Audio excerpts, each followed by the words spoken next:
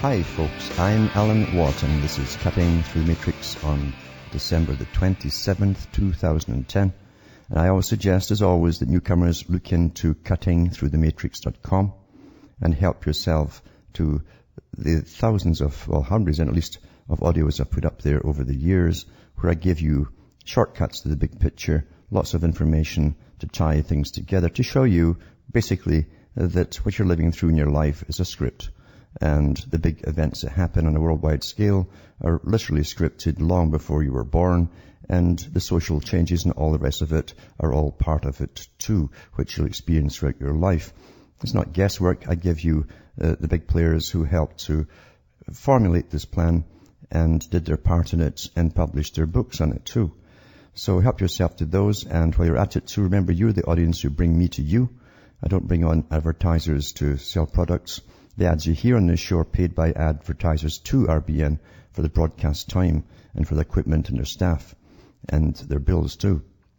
So it's up to you to help me with mine, and really that they do drop off, and it's cost a lot to do what I'm doing. And this is not a job, and it's bigger than a vocation. It's something that has to be done at this time of the changes. That's why I came out in the first place years ago.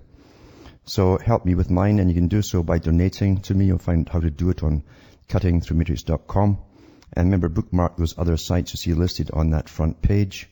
They all contain audios. They all contain transcripts in English of a lot of the talks to download for prints up. And if you want transcripts in other languages, go into alanwattsentinel.eu and you'll find them there. And so donate or purchase the books I have for sale, discs and so on.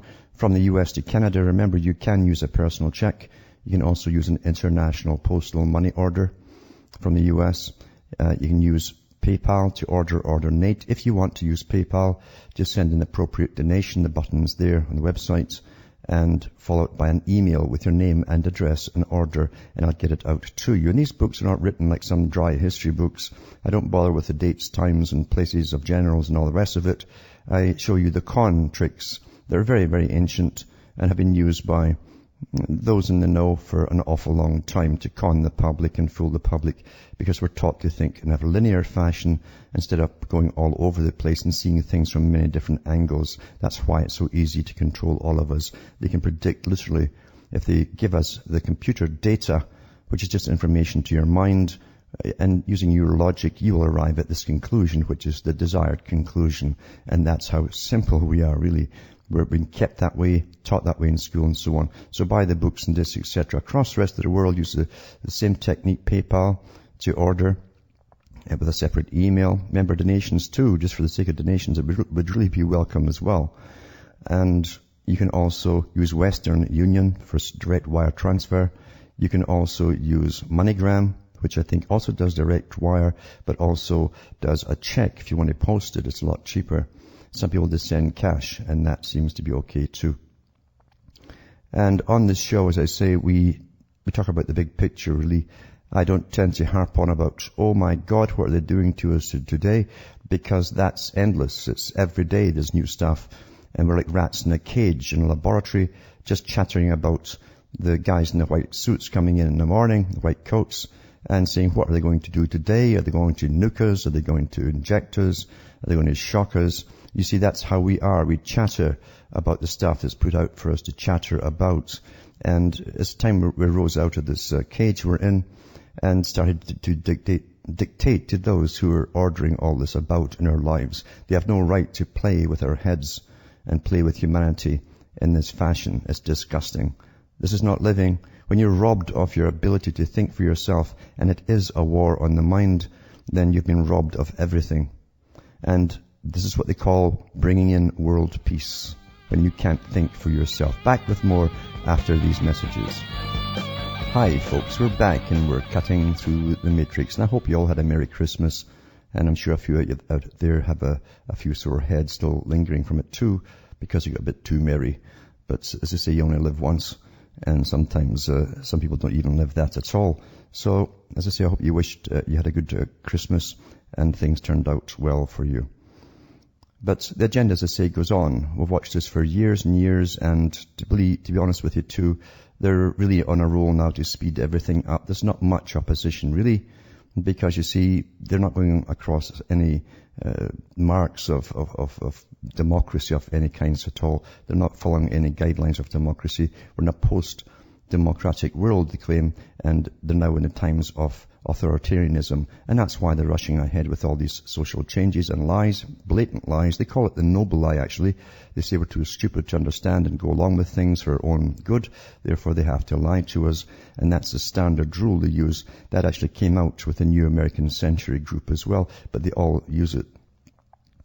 And we've seen the scams of global warming and everything else to get carbon taxes in. And there's much, much more to it, of course, as to where they want to go with it. But here's an article here, for instance, from Britain, from a newspaper.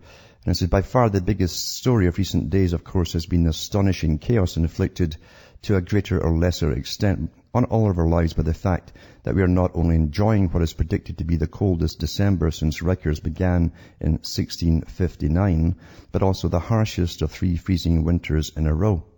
We all know the disaster stories. There's thousands of motorists trapped for hours on paralyzed motorways, days of misery at Heathrow, rail passengers marooned in unheated carriages for up to 17 hours. But central to all this as the cry goes up is why wasn't Britain better prepared, has been the bizarre role of the Met Office. The Met Office, of course, are the guys who parrot the East Anglia University's lies about global warming as they fudge their figures and put it into those strange computers specially built to give them the answers they want. And part of the problem is too that Britain and other countries are in such a chaos has been planning for this global warming, but it's been a great excuse too to save money on grits and all the machinery they need to clear the roads. That's been another big part they're keeping away from, because last year thousands died in Britain, for instance, because they could not afford the fuel. Mainly pensioners, but not all pensioners either. And of course the same will happen this year as they go into this terrible, terrible mess. They even have to pull out the army because they've done so many cutbacks for austerity measures, you understand, and equipping the roads guys and so on. Plus, to be honest with you too, it's such a corrupt system right down to the local level. There's more money goes into the pockets of certain people than ever end up as gravel on the road. It says here, we might start with the strange affair of the Quarmby Review. Shortly after Philip Hammond became Transport Secretary last May, he commissioned David Quarmby, a former head of the Strategic Rail Authority, to look into how we might avoid a repeat of last year's winter's disruption. In July and again in October, Quarmby produced 2 reports on the resilience of England's transport system in winter. Sounds very British, resilience. I guess just wave a flag and this snow melts. And at the start of this month, after our first major snowfall, Mr. Quarmby and his 2 colleagues were asked to produce an audit of their earlier findings. The essence of their message was that they had consulted the Met Office.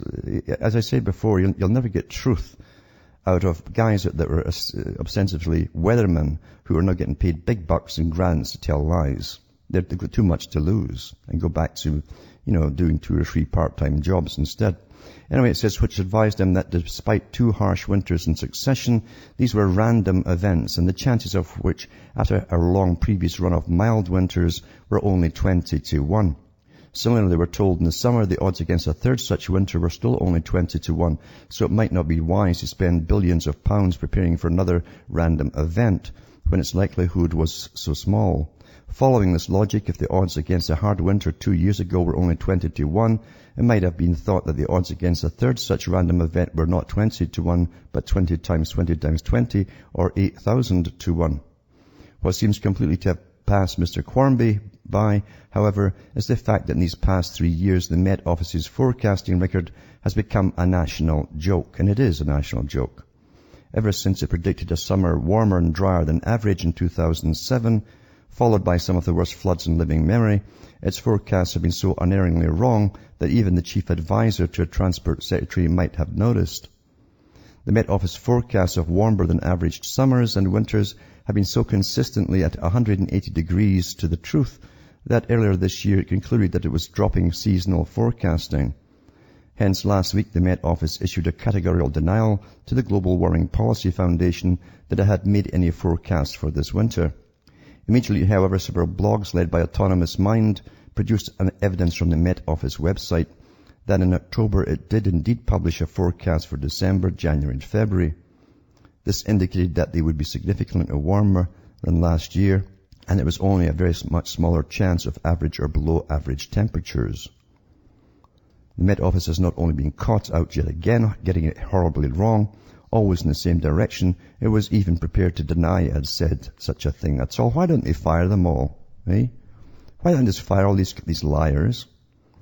It says the real question, however, is why has the Met Office become so astonishingly bad at doing the job for which it paid nearly £200 million a year? Amazing. £200 million to tell the weather. Always wrong. In a way which has become so stupendously damaging to your country, the answer is that in the past 20 years, as can be seen from its website, the Met Office has been hijacked from its proper role to become wholly subservient to its obsession with global warming. At one time, it even changed its name to the Met Office for Weather and Climate Change. This all began when its then director, John Houghton, became one of the world's most influential promoters of the warmist gospel, and it is a gospel, as you all know. It says he, more than anyone else, was responsible for setting up the UN's Intergovernmental Panel on Climate Change and remained at the top of it for 13 years. So he was well paid for telling lies. It says here, it was he who in 1990 launched the Met Office's Hadley Centre for Climate Change, closely linked to the Climatic Research Unit in East Anglia, the other big liars, at the centre of last year's ClimateGate row, which showed how the little group of scientists at the heart of the IPCC had been prepared to bend their data and to suppress any dissent from warming orthodoxy. The reason why the Met Office gets its forecasts so hopelessly wrong is that they are based on the same computer models on which the IPCC itself relies to predict the world's climate in 100 years' time. They can't even get tomorrow's forecast right, eh? They are programmed on the assumption that as CO2 rises, as an assumption, right, so temperatures must inexorably follow. For 17 years this seemed plausible because the world did appear to be getting warmer. We all became familiar with those warmer winters and earlier springs, which the warmers were quick to exploit to promote their message. That's because they forgot they're all predicting the 70s it was going to freeze to death, right? That's when Dr. David Vinier of the CRU famously predicted to the Independent in 2000 that within a few years winter snowfall will be a very rare and exciting event. Last year, that article from 10 years ago was the most viewed item on the Independent's website. But in 2007, the computer models got caught out, failing to predict a temporary plunge in global temperatures of 0.7 centigrade, more than the net warming of the 20th century. Much of the northern hemisphere suffered what was called in North America the winter from hell. Even though temperatures did rise again in the winter of 2008 to 9, this happened again only worse. The Met Office simply went into denial. Its senior climate change officer, Peter Scott, said in March 2009 that the trend towards milder winters was likely to continue. This would not be another winter like 1962-3 for 1,000 years or more. Last winter was colder still, and now we have another even more savage random event for which we are even less prepared.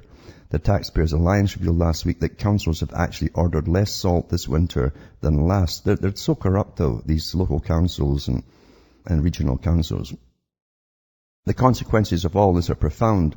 Those who rule over our lives have been carried off into cloud cuckoo land, for which no one was more responsible than the zealots at the Met Office, subordinating all it does to their dotty belief system. Significantly, its chairman, Robert Napier, is not a weatherman but a climate activist, previously head of WWF UK, one of the leading warmist campaigning groups. And so they are. Same with the newspapers too. They have climates. What's a climate specialist? It's a field journalist that scratches his living as a hurrah person for the group. It says at one end of this colossal diversion of national resources permeating every level of government, and it has permeated every level of government, this religion, we have the hapless Mr. Quarmby, who feels obliged to follow the Met Office and advise that the President freeze is a random event and calls for no special responses, with the results we see on every side. At the other, fixated by the same belief system, we have our Climate Change Secretary, Chris Hume. And why have you got a Climate Change Secretary? Hoping we can somehow keep our lights on and our economy running by spending hundreds of billions of pounds on thousands of more windmills. More than once in the past week as our power stations have been thrashed away beyond normal peak power demand, the contribution of wind turbines has been so small that it has registered 0%. And it says electricity trading arrangements So this is Google's net electricity summary page, and find the table of source by fuel type. At the heart of all this greeny make-believe that has our political class in its thrall has been the hijacking of the Met Office from its proper role. It's no longer just a national joke. It's turned into a national catastrophe. And ain't that the truth? But it's the same in every country, because you see what they fail to mention here, there's a social agenda at work to change the world. And that's how they got the European Union up and going. They set up supposedly economic advisors across the countries, and then once they started getting money going into the EU, just for free trade, you understand, they kept telling the people, they were setting up massive bureaucracies, because, you see, free trade took care of all economy. And if you run the economy, everything to do with the economy makes your laws, you end up as a concerted, unified group under a new system. Back with more after this. Hi folks, we're back and we're cutting through the matrix. Just to follow on from that last article though, I was talking about how they got the EU Parliament up and going, and they did it again through economics and giving money to, before it was a parliament, to this commission. They called it a commission. And what they did with the cash was set up massive bureaucracies in every country that tied all their economic laws together. If you tie up all your economic laws together, you don't have a country anymore. You have a new entity. And that's where the money from Cancun is going. It's going into every country to set up a massive bureaucracy that will deal with all your economics, because everything's to do with supposedly pollution and production and all the rest of it, and carbon output and yada, yada, yada. And out of that will come really the big arm, if not the world government, will be the big arm of the world government. That's what the money's all for. They know it's a con. They all know it's a con. I've read the articles here from many of the big players admitting that it's a con. Like McClelland in Canada, who is in the federal government, who said it doesn't matter if the science of global warming is all bogus, she said. It'll help to shape equality and put equality across the world. This is what they mean by the little terms. What they mean by equality doesn't mean what you think of. These are little terms they use in the globalist socialist society. Now, Denmark here gives away $7 billion USD, or 2% of its GDP, to carbon credit traders. This is quite a good one, actually, because the first ones in on the act are the con men. It says here, the Danish tax authority has been robbed blind by a carbon trading scandal that has rocked the market for carbon offsets. While the story saw some press a year ago, significantly higher losses have since been reported, and the MSM has ignored the story. The Danish Auditor General is on the case now, as the scope of the crime has become obvious and grown exponentially since it was first reported. Originally discussed as a quasi-small-time dollar scam, I remember at the time. The reality a year later is a lot larger. Europol is estimating a value on the case of 30 billion kroners, and the values seem to keep going up. Connie Hedegaard, then the Climate and Energy Minister for Denmark. I mean, as I say, when did we get these climate and energy ministers? It's a new religion. It's like having a high priest in your parliament, isn't it? That waves a censer in front of you or something and reads palms, you know. But it says for Denmark is now the EU Climate Commissioner. That's great. You see how they make a career in this? While she was with the Danish government, she helped set up and manage a system where there were no background checks on the listings of permitted traders. This removal of identification was done even though the EU requires at least passports. This helped a group of fake rogue traders set up a program that looted the Danish economy for up to 2% of its GDP and lost value-added tax. Here's how. It says, the Denmark CO2 permit registry was set up with extremely lax rules and regulations, possibly intentionally. Could very well be. In 2007, Ms. Hedegaard removed the requirement for identification. In a very short period of time, traders figured out the loopholes and started to back up the proverbial truck. How? To put it simply, you could round robin CO2 credits, booking the VAT as a bonus each time. What's painfully obvious is that over 1,100 of the 1,256, or about 88%, of the registered traders listed in the system were bogusly set up for fraudulent activity. The traders have since been delisted as the scope of the crime becomes obvious. The fake but registered traders used made up unique addresses for their businesses. In one famous case, a trader was listed as trading out of a parking lot in London.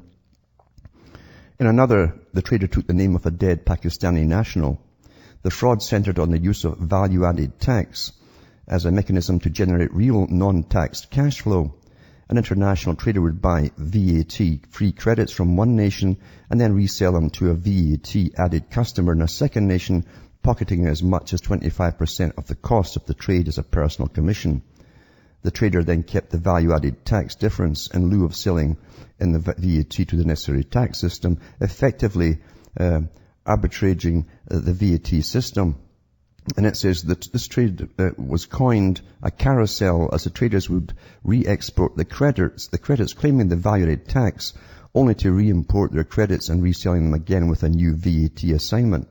They could wash, rinse and repeat bookings up to 25% value-added tax in the process each time. But that'll be happening in other countries too, because the whole of Europe, you see, once they amalgamate you, they always bring in a value-added tax. In Canada, they call it the general sales tax. Brought in Brian Mulroney, Lion Brian they used to call him, and he said it was to help pay off the national debt. When he left, he was honest. He says not one penny went to pay off any national debt. But apparently when they unify the Americas as well, they want a GST, but I don't know how they'll get it into the States. It's maybe not time yet. So VAT and GST is just the same kind of thing. And it's causing mayhem even in Canada, the GST. Try to post something, and it's a different tax for each province you send it to. Now, in Canada too, most folk don't know it, there are exemptions from vaccinations. And but it's the same sort of exemptions you'd use in the military if you get called up for the military. It says vaccinations are not mandatory in Canada, and this is from Vaccination Risk Awareness Network. They're not mandatory in Canada. Unlike some countries, immunization is not mandatory. It cannot be made mandatory because of the Canadian Constitution.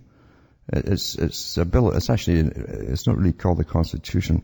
But anyway, it says 3 provinces require proof of immunization for school entrance. That's Ontario, New Brunswick, all of this music coming in. I'll read these off because you've got to know what they are to get your children exempt. Back with more after this.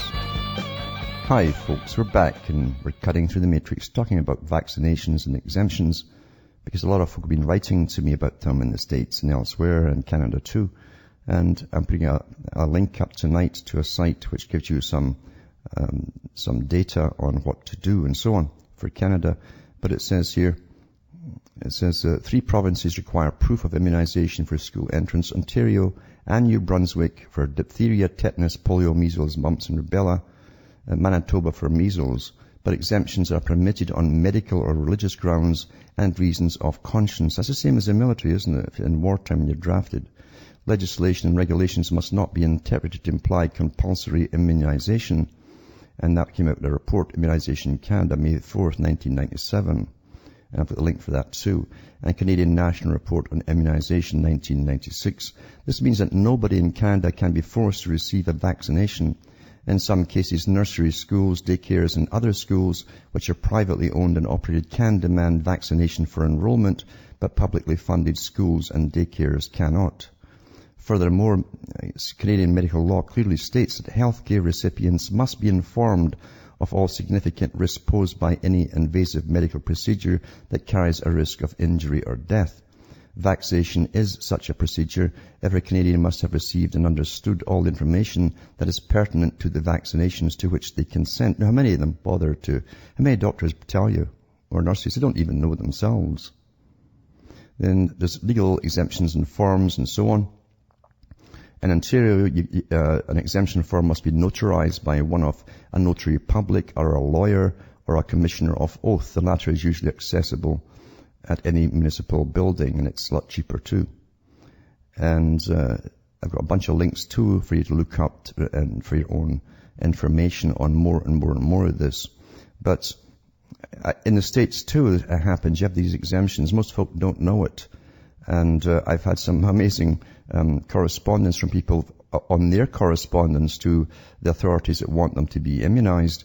And when they say religious grounds, they come back at you and ask you if your belief system is in keeping with your minister, your priest, or your rabbi. In other words, they're trying to find out if you're just an oddball that won't go along, and they're trying to play religion and theology with you, your knowledge in theology and so on.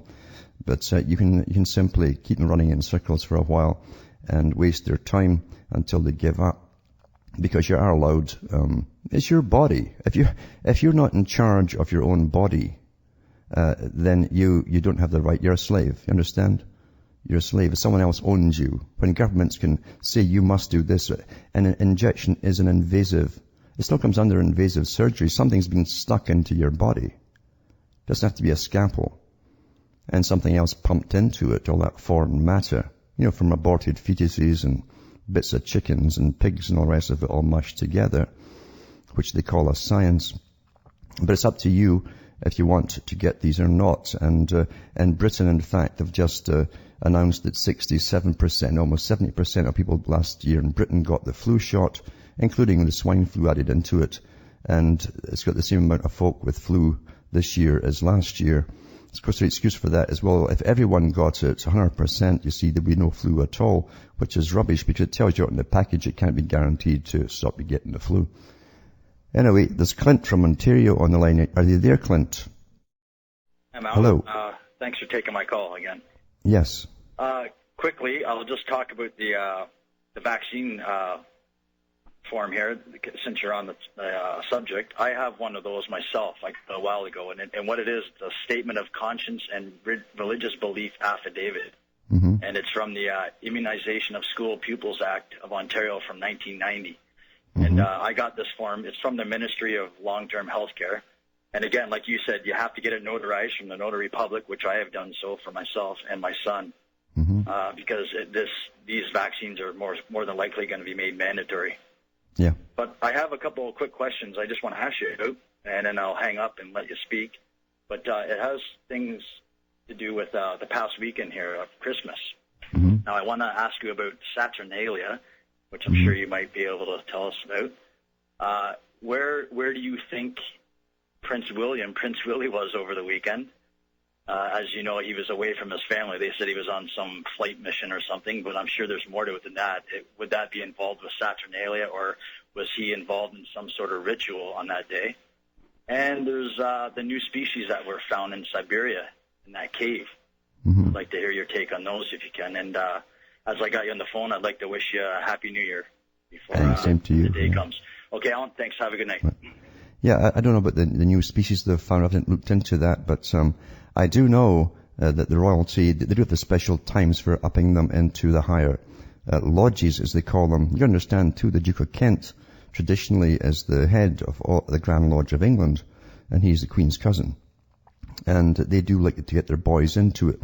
But there's also one particular realm of Masonry where you're jacked up there according to the age that you hit as well.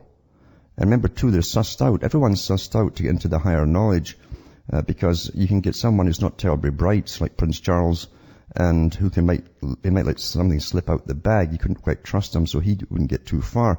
He got to the 40th degree on his 40th birthday, and that was celebrated in front of a crowd in England. I remember watching it on television, and he put his arm, of course, in the square, and then held it out to the public, and they were all lords with their robes on, and they all applauded like crazy. Then he drank his wine.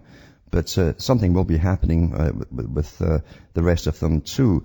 There's no doubt about it. When you see the inaugurations they have there for royalty, when you see the Queen sitting on a raised dais and these guys standing round her, it's reminiscent of the ancient times of Nimrod. In fact, even the ermine cloak they wear with the red in it too. By the way, that's where Santa comes from. In reality, it wasn't Coca-Cola at all. Because look at the lords from the 1800s, they wore the Santa Claus suits. And that was just a robe. They wear red. But around the fur collar, it's ermine. It's black and white. And you'll see that in the same etchings of the depictions of Nimrod in ancient times. So no one's ever explained to me why we have sort of ancient systems going all the way back to Nimrod, practiced in Westminster Abbey or elsewhere where they happen to go into to have their inaugurations. So something will be happening, I've no doubt, this winter. They do love the rebirth. This is the rebirth time. And this is the time when the sun hangs on the cross for 3 days before it starts rising again. And this is their big party time. It's the same time of year too. They used to go into groves in ancient times. And I've no doubt that more of that will be going on as well. But we'll never get the whole truth. That's why they keep all this stuff secretive. But the brighter ones in their whole family will get upstairs. Even Prince Philip isn't too bright. He's got a habit of nipping at the bottle. And he comes out with crazy statements like the British people are far lazier than the Germans. And this is from a Prussian speaking who was kicked out of Greece by the people of Greece. They didn't want him ruling over them there either. But instead had an awful cushy life on it. But he can't be trusted, so he won't get terribly high on the totem pole. Neither will Charles. So they're looking for fresh blood to get up there into the higher realms of reality and understanding. Now, there's also Charles from Toronto. You there, Charles? Good evening, Alan. How are you? Not too bad. Great. You often say that people comment that you are too dark or you don't come across with the upside. And I appreciate your particular form of what I call reality therapy because we don't get it from too many places. But my question to you tonight is this.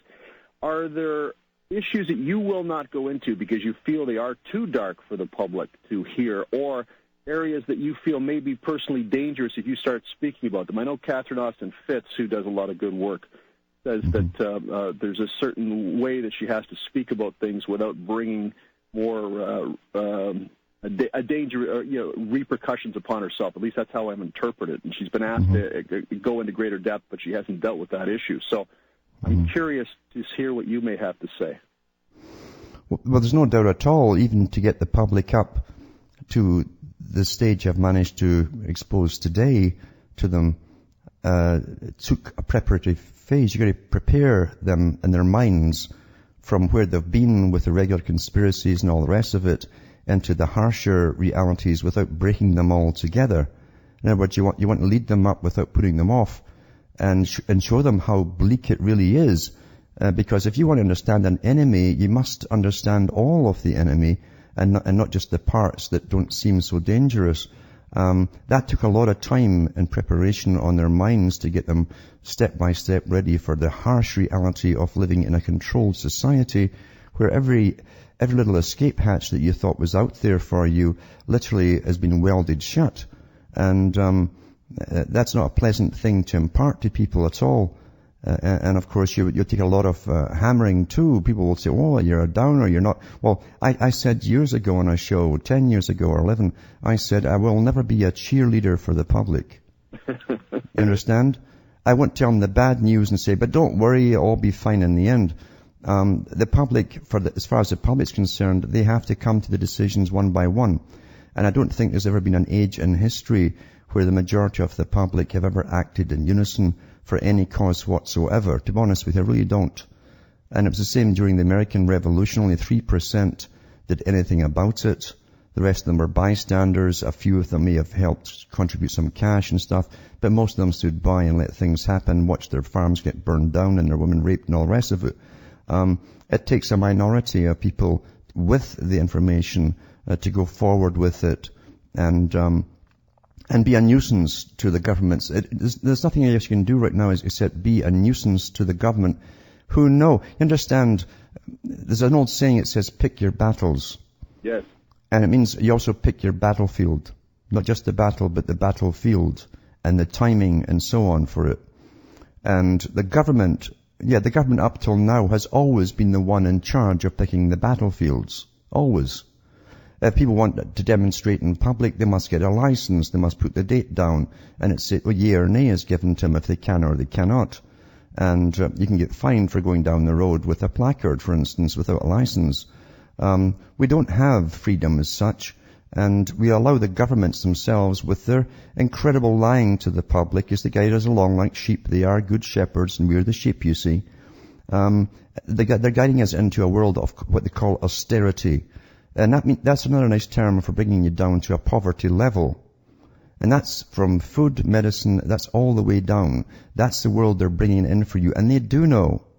They do know, as they've been doing away with the farmers in Canada here for 50 years, they've been putting them under. They do know that they're bringing in a food shortage eventually too, and it'll be on their terms, and they will announce it's a crisis when they're ready for it. They've again picked the battlefield for it. And the public themselves have been so fragmented at the bottom. There's a lot of fake ones out there at the bottom too, all fighting for the same communist ideology that the big boys want them to fight for because it ties in with this new system.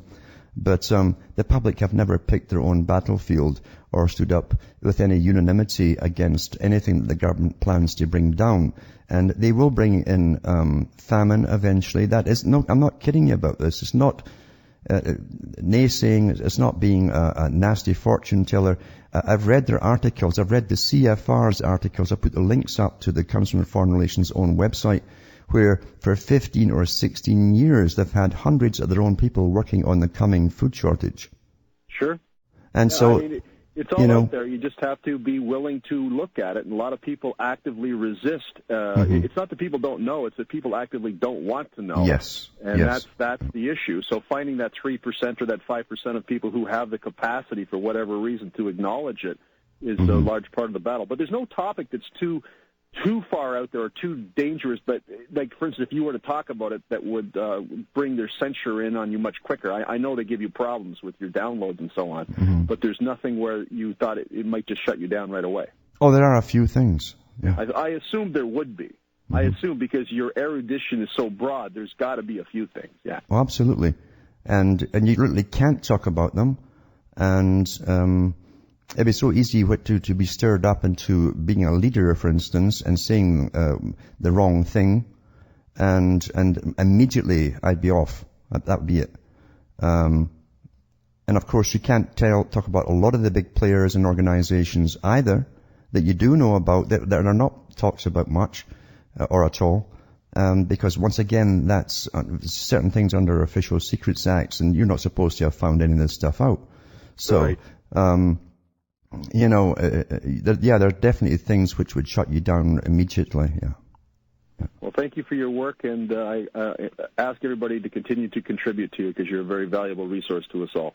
Well, thanks for calling, and thanks for that too, because I really do need financial help. I really do, and it costs a lot of cash to do what I'm doing here, and I'm getting fed up with the shaking the tin cup, to be honest with you, and keeping the advertisers off. Yeah. But thanks for calling. Yeah. But yeah, and it's been a hard slog bringing people up without putting them off, but step by step until more of them are able to understand on a higher level than they've ever understood before. And I have. When I started with the Patriot Movement, as they called it at that time, I was so fed up listening to them navel gazing and stuck with looking at their belly buttons. They didn't realize this pincer movement on the whole planet working together worldwide to bring in a world system. And I did manage to change all of that with on the shows with Rolly James and so on, and discuss it for the first time. Yeah. But thanks for calling, Charles. Thank you. But it's been a hard slog, and you tear your hair out, believe you me, at times, wondering how to put something across to the public without demolishing them. You don't want to demolish the spirit. They're already getting enough of that with the coming austerity and all the rubbish that's getting foisted on them eventually, remember, Agenda 21, there will be no cars on the road that are privately owned. And meanwhile, you're going to pay literally for every bit of food you eat for carbon taxes, or what took so much carbon to produce that, and artificial manure and so on, fertilizer, and to every item that you buy will be tacked on with carbon taxes to this massive global government. And we mustn't forget that's the real intentions behind the carbon taxes and the so-called global warming, is to get massive funding from the public to set up massive bureaucracies across the world tied together, dealing with all economy. Then that is effectively a world government. And that's how they did it with the European Union. The same technique. One world culture too, right? Where we all think the same way, right? All think the same way, and it's a never-ending story. It's not just once we're all thinking the same way.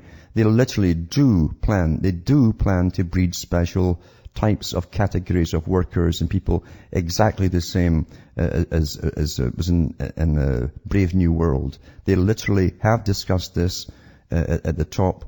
And again, that'll be the last thing they want to tell you. It'll go under genetic enhancement. They're already using that. They're using the term genetic enhancement for women to choose what they think are going to be specially ordered children. And I even know some people who've ordered them and had it done. Back with more after this. Hi folks, I'm back and we're cutting through the matrix. And I'm going to put links up tonight too on the dumbing down of America. It's a short video, I think, and it's based on Cheryl Iserby's book, Charlotte, I should say. And it's a short one, but even the book itself is worth reading, how it's deliberately put into effect a new system of dumbing down the children who feel great about themselves, but they can't spell or think and they have no critical reasoning ability. That's how you get a society that's going to be happy and egocentric and narcissistic and be quite happy regardless of what's happening around them. And that's why they've got them today. And so I'll put that one up too, and also put up this one here. Years ago I wrote a poem about the greatest capitalists were the communists, because I knew the agenda under the Rees Commission and Norman Dodd and so on, when they said they'd join the two systems together. And it's happened. It's happened. It was always planned that way. The two must come together under the dialectic process. And you need an enemy, so they created the Soviet system and the Chinese system. Fresh humiliation for Eurozone as China says it will bail out debt-ridden nations. And it says China Premier Wen Jiabo offered to buy Greek bonds in October, and the country has also agreed to buy Portuguese debt. And now it's still a communist, technically a communist country. It's actually more fascist, but not all systems by nature are fascist. And to even have a business in China, you must go to the Politburo and join them, and you pay your way up there. Obviously, from all your profit, you have to pay an awful lot back to the Politburo. And the government technically still owns the biggest plants in the country. But it says here, China says we want to bail out debt-ridden countries in the Eurozone using its $2.7 trillion overseas investment fund. And the fresh humiliation for Europe, Foreign Ministry spokesman Jiang Yu said it was one of the most important areas for China's foreign exchange investments. The country is already approaching struggling European countries with financial aid, including offering to buy Greece's debt in October and promising to buy $4 billion worth of Portuguese government debt. To have any discernible effect, China will have to buy a lot more than €5 billion if they expect to have any impact on the negative sentiment surrounding Europe, said Michael Hewson, currency analysis at the CMC markets. Do you realize how farcical the whole thing is with the communist capitalist stuff? It always was, you know. It always was. Utterly farcical. Farcical. Because the US, the whole debt is owned by China. Why would you let supposedly, if it were true, right, your worst enemy, that actually an antithesis to your system, own all of your debt? It's such a joke. But that's just what they give us for news, isn't it? An utter joke. China did not come up by its bootstraps because it suddenly had a lust for material goods. It was brought up by the World Trade Organization pumping your bucks in, and then the GATT treaty that allowed all your plants to move over to China, and your tax money that funded them moving over there and setting up the big factories. You know, everything's made in China. But again, too, that was also the old Soviet model or ideal. You'd have one plant literally making shoes, one plant making something else. And that is the system you're coming in. And eventually you'll have one outlet for all of your food. The United Nations has already said that from their Department of Agriculture. They'll dish it out to you. And you will reduce your population because you'll be rationed, you see. And it's up to you how you bring your population down. That was also said at the UN. From Hamish myself from Ontario, Canada, it's good night to me. Your God or your gods go with you.